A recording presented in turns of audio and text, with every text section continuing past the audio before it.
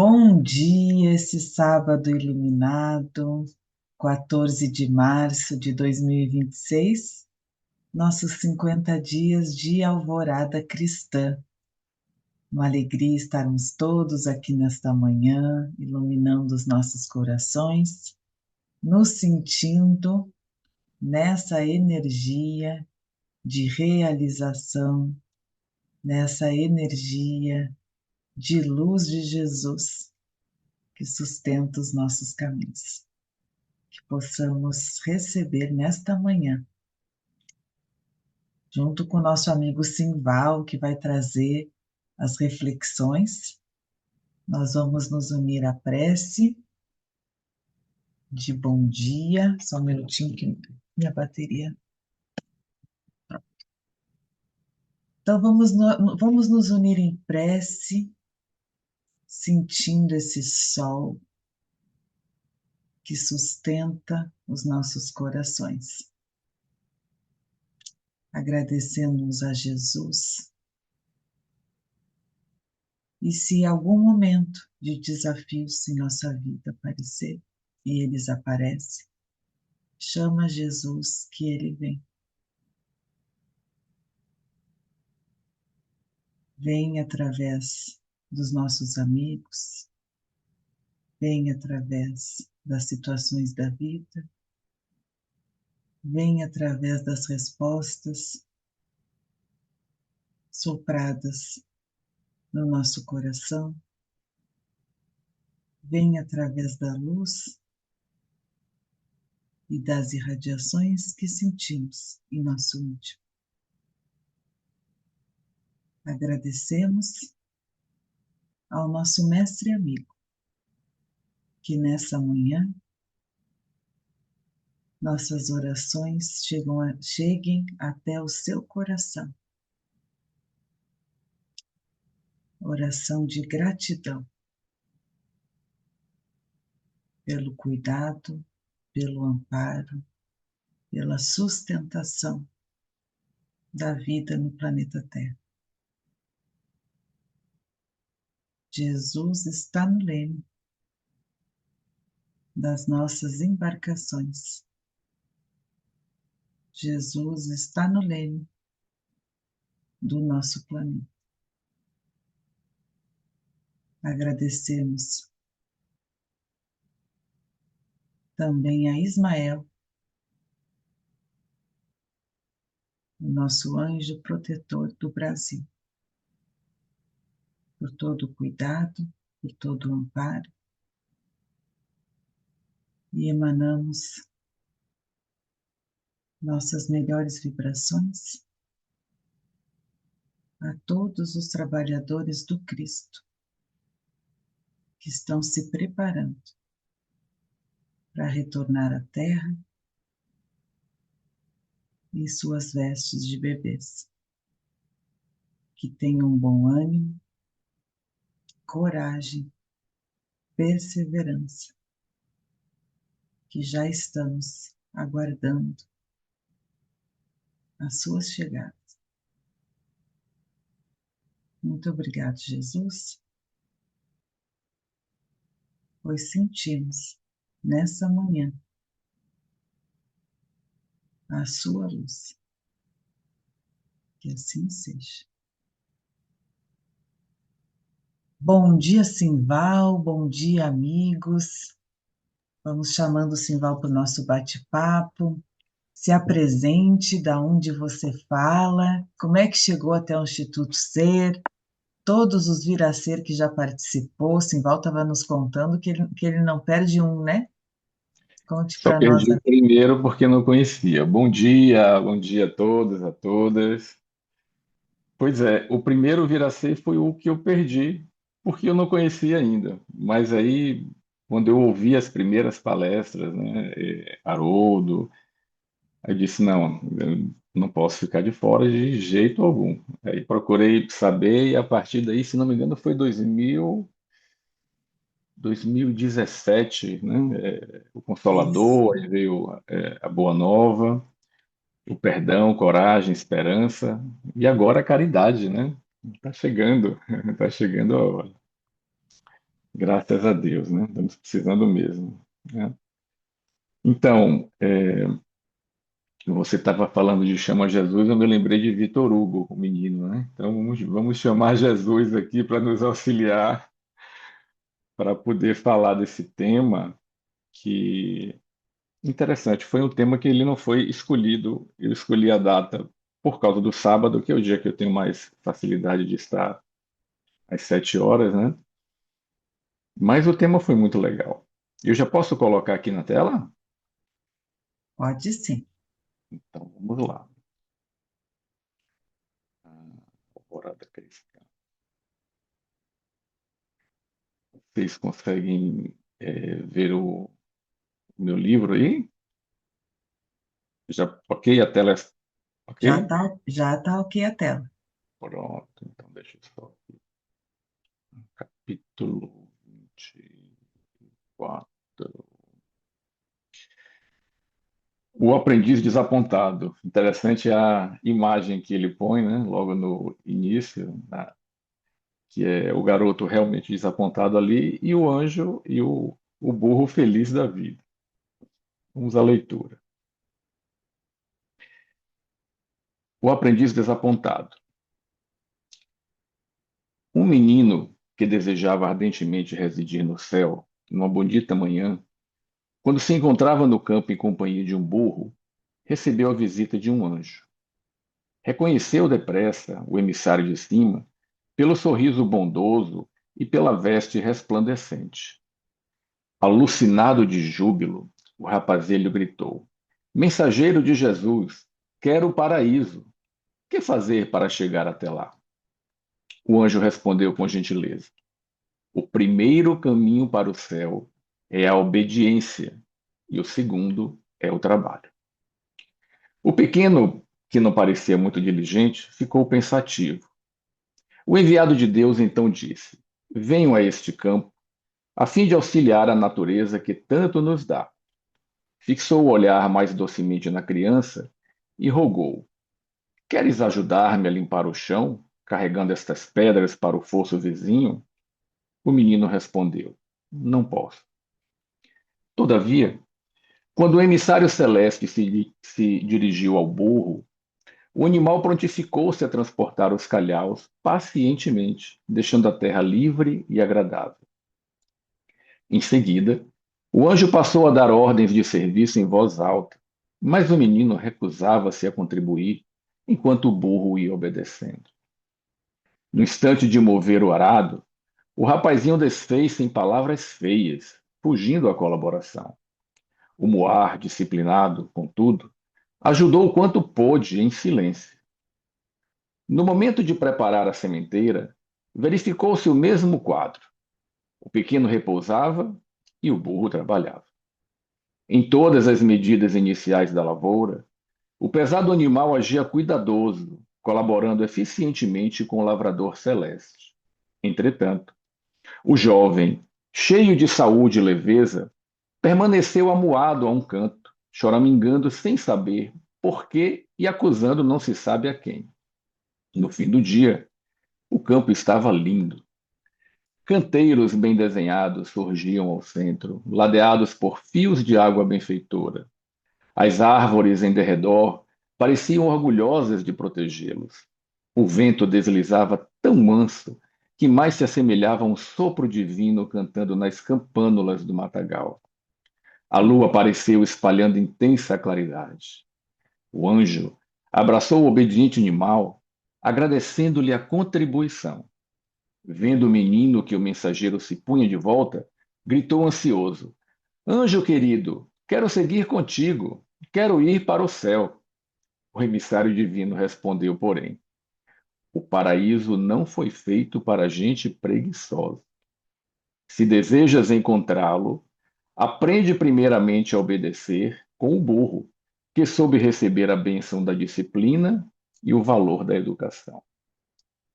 E assim esclarecendo, subiu para as estrelas, deixando o rapazinho desapontado, mas disposto a mudar de vida. Pronto. Então, quando eu comecei a ler o texto, a primeira coisa que me veio à mente foi o encontro do jovem rico com o Cristo, né? Porque parece que eles estão fazendo a mesma pergunta, né? Bom mestre, que devo eu fazer para obter a vida eterna? Então, Jesus diz para ele seguir os mandamentos, ele diz que já seguiu os mandamentos: não matarás, não adulterarás, não roubarás, não prestarás falso testemunho, honrarás pai e mãe e ama o teu próximo como a ti mesmo.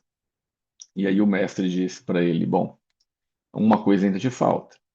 Se queres ser perfeito, vai, vende os teus bens, dá aos pobres e terás um tesouro nos céus.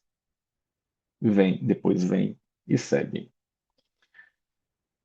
E aí sempre esbarra na parte mais difícil, né, que cada um de nós tem. No caso do garoto, é como se ele tivesse um passo atrás, porque o anjo nem fala ainda dos mandamentos. Na verdade, o jovem rico era um jovem obediente, obediente em tudo aquilo que regulava a relação dele para com o próximo, mas era um sujeito apegado. Aqui não vamos falar sobre essa questão do apego, mas a parte que, para mim, é o cerne do capítulo, é a questão da obediência. Interessante que, revendo os capítulos do livro, é como se nesse aqui, Neio Lúcio abordasse alguns temas que ele trabalhou em capítulos anteriores, né? No capítulo 3 da Pequena História, ele fala sobre a preguiça. No capítulo 5, o Servo Feliz, ele fala sobre o trabalho. No 6 da rebeldia, que o seu Eroni explicou para a gente aqui, a desobediência. No capítulo 10 ele chega a falar do burro de carga, né, que é a questão do servir e sofrer resignadamente, sem cogitar de si mesmo. E agora ele traz todos esses elementos juntos numa mesma história. E outra coisa que me chamou muito a atenção é ele correlacionar o paraíso, que é o que o garoto quer, com o céu, que é o que o anjo diz que o primeiro caminho para o céu é a obediência, né? E a obediência ou a desobediência. Porque quando fala paraíso, não tem como a gente não se remeter lá ao livro de Gênesis, né? Aquele episódio lá no capítulo 3, né? Aquela metáfora, parábola, em que o primeiro Adão, por desobediência, é expulso do paraíso. Lá tinha aquela árvore do conhecimento do bem e do mal, que poderíamos até pensar assim, a árvore da definição do que é bem e do que é mal, isto é uma prerrogativa divina, né? Era a única árvore que eles não poderiam provar. Mas o sujeito se fez desobediente. E essa desobediência, esta rebeldia, né? Essa primeira e fundamental atitude do ser humano de se rebelar contra Deus, de não obedecer à sua lei divina, isso é tão grave, isso é tão importante, que isso está na base de todas as nossas dores, todos os nossos sofrimentos, todas as nossas aflições. Esse raciocínio me levou para a terceira parte do Livro dos Espíritos, né?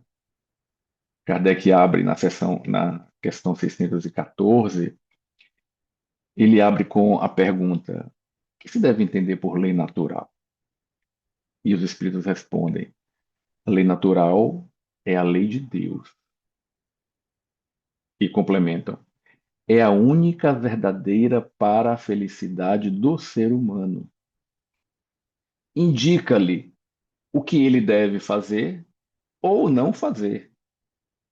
E ele, o ser humano, só é infeliz porque dela se afasta. Ora, o que é se afastar da lei? É desobedecer a lei, é não segui-la.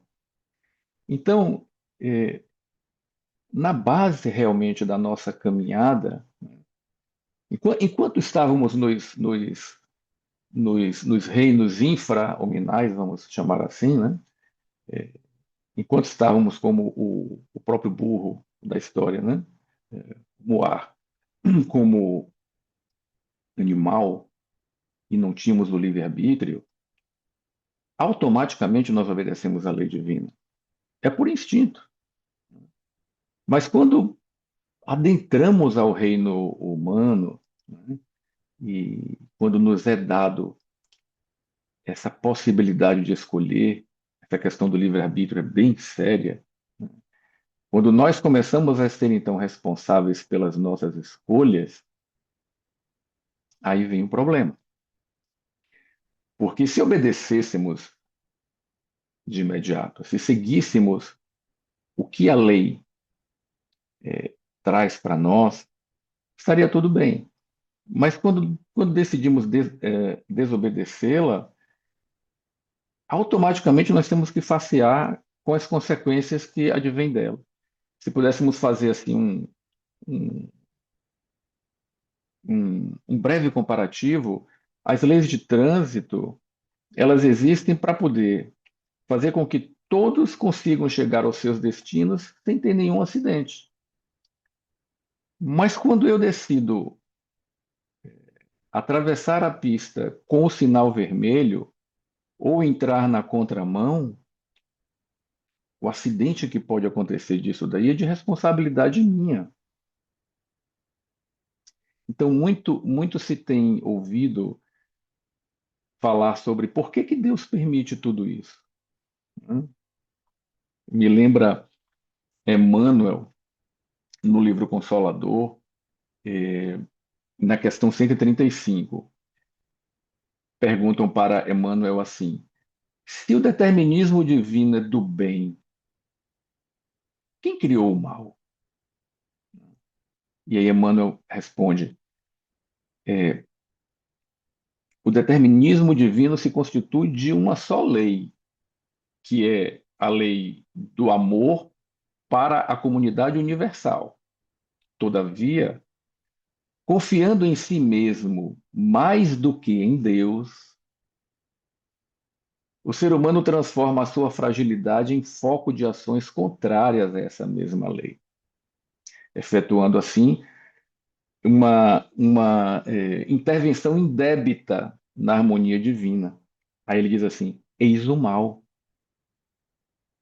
Então, o mal é como substância, ele não existe, mas é fruto da nossa intervenção indébita nesta lei, né? É, e ela causa uma consequência. Eis o mal. Aí ele diz assim: urge recompor os elos sagrados dessa harmonia sublime. Eis o resgate. Então, enquanto nós estivermos na ignorância, porque às vezes a gente não cumpre a lei por ignorância, mas enquanto estivermos na ignorância ou na desobediência, na rebeldia, não tem passos adiante a dar. Este é o primeiro obstáculo a ser vencido. E eu estava refletindo, na base dessa desobediência está o nosso egoísmo, né? Porque o que é que o egoísmo faz, né? Ele nos coloca como centro de tudo, né? O egocentrismo. Então, Deus não é a medida de todas as coisas. Eu sou a medida de todas as coisas. E aí a gente sai do trilho, o trilho pavimentado. E quando sai do trilho pavimentado, graças a Deus, a gente começa a sentir dor, porque a gente começa a pisar num terreno que não é o mais adequado e aí dói até que a gente consiga voltar. Uma coisa interessante é que o termo obediência, ele vem do latim é, obedire, que significa é o ob mais audire. Audire é escutar. Então, a obediência vem de uma escuta ativa, né? Uma escuta interessada, uma escuta que reconhece a lei divina, reconhece o Criador, reconhece essa instância superior e abre mão deste egoísmo. E falando de paraíso ou falando de jardim, que paraíso é jardim fechado, né? A gente vai lembrar aí do segundo Adão que Paulo de Tarso traz na carta aos Coríntios, que é o jardim também. Dessa vez, o Jardim das Oliveiras, né? O Getsemane, em que o Cristo, nosso mestre divino, nosso modelo, nosso guia, ali naquele jardim, diante também de uma situação extremamente difícil, em oração diz: Pai, se quiseres, afasta de mim esta taça. Contudo, não se faça a minha vontade, mas a tua. Então, este segundo Adão, segundo Paulo, que é o protótipo realmente do ser humano completo, né? Do ser purificado, é aquele que no outro extremo do primeiro Adão se entrega completamente à lei e à vontade divina. Quanto ao trabalho, que é a segunda condição que o anjo coloca, bom, esse dispensa comentários, né? Como diz Emmanuel, é, sucesso antes de trabalho só no dicionário. Então, obediência para seguir o caminho correto e trabalho, né? Para se entregar mesmo. O meu pai trabalha até hoje, então eu também trabalho, né? Para mim, é, essa foi a tônica do capítulo, né? Ele fala sobre a bênção da disciplina, o valor da educação. Sim, disciplina vem de discípulo, né? Discípulo vem de aprendiz. O título do capítulo é O Aprendiz Desapontado. Então, somos aprendizes também, né? Queremos, pelo menos, chegar a ser discípulos do Mestre. Então, sejamos disciplinados e obedientes. Peçamos esta iluminação para que a gente não se engane, não caiamos nas armadilhas do ego. E a gente já está quase no final do tempo. Então, qual foi a frase que iluminou meu coração? A princípio foi a do anjo, né? O primeiro caminho para o céu é a obediência, o segundo é o trabalho. Mas depois, a última frase foi que me deixou mais contente, gente. Porque assim, ó, deixa eu botar aqui na tela de novo, a última frase. Cadê o texto? Alvorada Cristã aqui. A última frase. E assim, esclarecendo, subiu para as estrelas, deixando o rapazinho desapontado, mas disposto a mudar de vida. Isso para mim foi a tônica do capítulo também, né? Ele ficou desapontado, ficou frustrado. Mas que bom que essa frustração levou ele a mudar de vida, né? Então isto para mim é o que ilumina o capítulo, né? O anjo vem, caminha ao nosso lado, a gente não cumpre o que tinha que fazer, mas depois muda de ideia. Então, eis aí o que me tocou mais no coração. Deixa eu interromper aqui o compartilhamento. É isso, queridos. Reflexão sobre o capítulo. Simval, e quando você fala da última frase, né? Mas disposto a mudar de vida. Acho Isso. que esse é o ponto, esse disposto, né? É isso aí. Esse é o ponto. Essa oportunidade que a vida sempre dá de renovação, não importa quando. Olha, me dei conta, né? Nossa, me dei conta. Estou disposto a mudar alguma coisinha aqui ou ali, né? O próprio Emmanuel, no prefácio, eu acho ainda, ele faz uma observação, deixa eu ver, que ele diz assim: hum, a luta terrestre, em seus fundamentos, ainda mesmo considerada no setor expiatório, resume-se na obra educativa para a eternidade. Então, é aqui, a caminhada é para isso, né? A vida como experiência digna da imortalidade, como ele mesmo fala também, né? E não simplesmente existir, mas viver de verdade. Muito bem. Que o anjo, quando nos visitar novamente, nos encontre disposto, né? Com bom ânimo. Que assim Obrigada, seja. Simval. Obrigada, amigos.